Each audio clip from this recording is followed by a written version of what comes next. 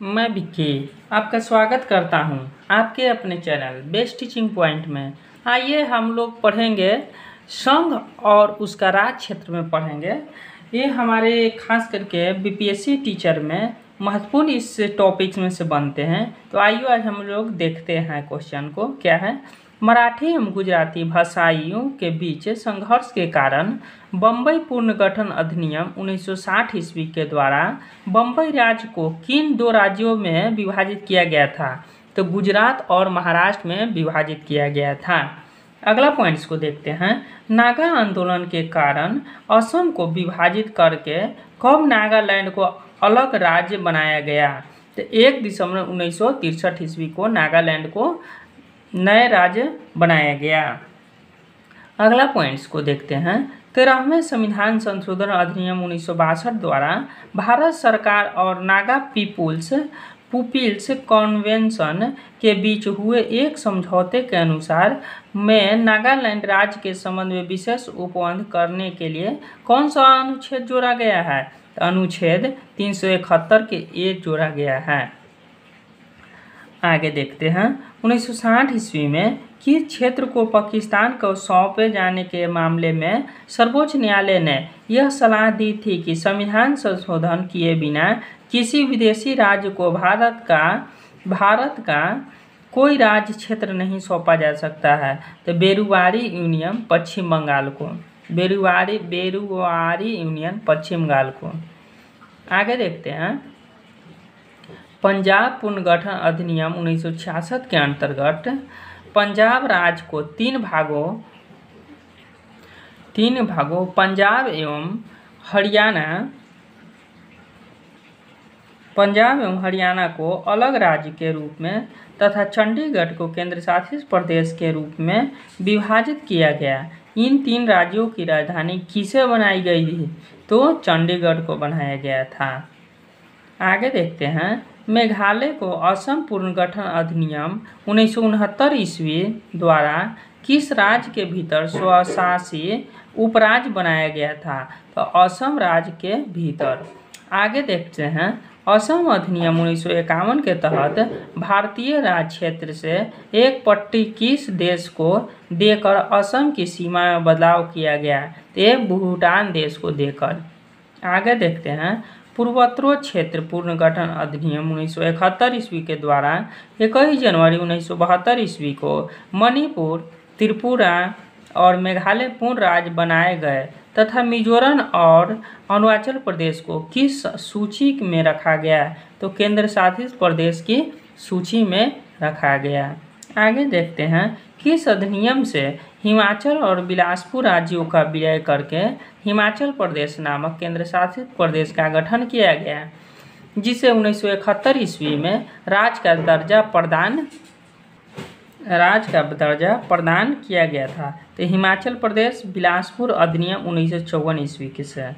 आगे देखते हैं। हिमाचल प्रदेश राज्य अधिनियम द्वारा किस वर्ष केंद्र शासित प्रदेश हिमाचल को राज्य का दर्जा प्रदान किया गया? तो वर्ष 1971 ईस्वी में 25 जनवरी को किया गया था।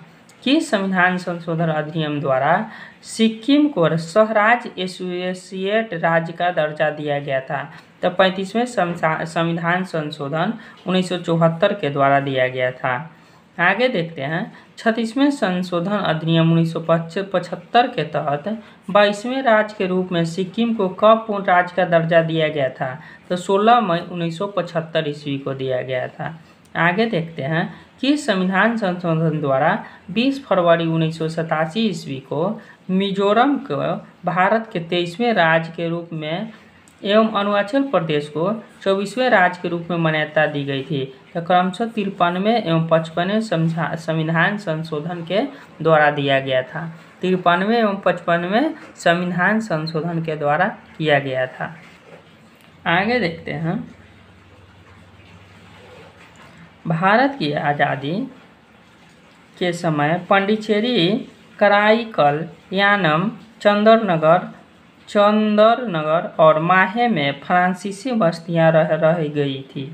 इसमें से किस क्षेत्र में जून 1949 ईस्वी में हुए जनमत संग्रह में भारत के पक्ष में मत दिया गया और उसके बाद मई 1950 ईस्वी में उसका प्रशासन भारत ने अपने अंदर ले लिया। ये थे चंद्रनगर। आगे देखते हैं, पांडिचेरी, कराईकल और माहे की जनता ने कब भारत में विलय का निर्णय लिया था? तो अक्टूबर 1954 ईस्वी में। आगे देखते हैं, भारत और फ्रांस के बीच 28 मई 1956 ईस्वी को एक संधि हुई जिसके अनुसार सभी फ्रांसीसियों क्षेत्र पर भारत का अधिकार मान लिया गया। पांडिचेरी, कराईकल, माहे और यामन को कब से केंद्र शासित प्रदेश पुडुचेरी के रूप में प्रशासित किया गया था? 1 जुलाई 1963 को किया गया था।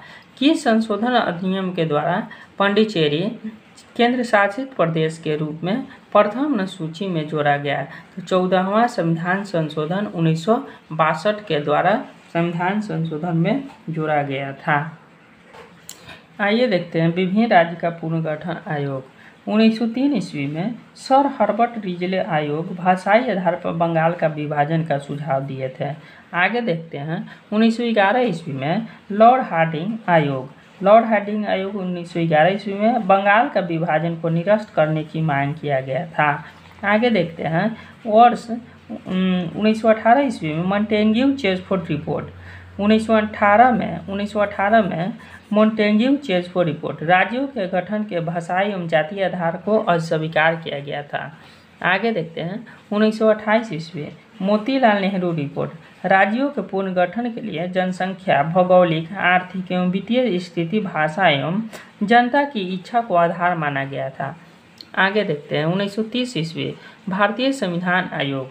इसमें जाति, धर्म, आर्थिक हित, भौगोलिक एकरूपता, गांव शहर में संतुलन आदि में किसी भी एक मुद्दे को नहीं अपितु कई अन्य मामलों को गठन का आधार स्वीकार किया गया था। आगे देखते हैं, 1936 ईस्वी में संवैधानिक सुधार समिति, इनकी अनुशंसा पर सांप्रदायिक आधार पर सिंध प्रांत का गठन किया गया था। 1948 ईस्वी घर आयोग में क्या कहा गया था? तो भाषाई आधार के बजाय ऐतिहासिक, भौगोलिक, प्रशासनिक, सांस्कृतिक और आर्थिक आधार को पुनर्गठन का आधार माना गया था। आगे देखते हैं, 1948 ईस्वी JBP आयोग आर्थिक, वित्तीय, प्रशासनिक एवं जनेच्छा के आधार को अस्वीकार नहीं किया, किंतु भाषा भी एक आधार के रूप में अस्वीकार है। 1955 ईस्वी फजल अली आयोग, इसकी अनुशंसा को परिवर्तन के साथ स्वीकार कर राज्य पुनर्गठन अधिनियम पारित किया गया था। आई होप कि आप लोगों ने हमारे इस चैप्टर संघ और उसका राज्य क्षेत्र को अच्छे से समझे होंगे। मिलते हैं इसी तरह टॉपिक के साथ नेक्स्ट वीडियो में। धन्यवाद।